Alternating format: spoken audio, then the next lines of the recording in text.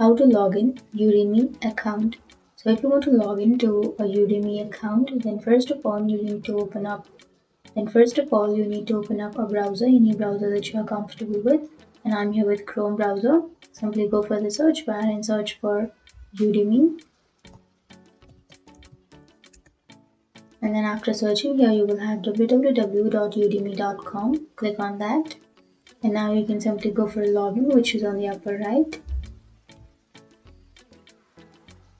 And you can continue with your Google, or you can continue with your Facebook or Apple, but I'll be choosing the email address.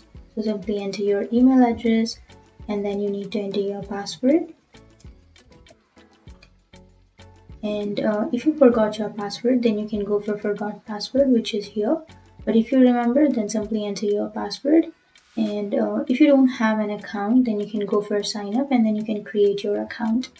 But to log in, simply enter your information and then click on login. So that's it. That's how you log into your account.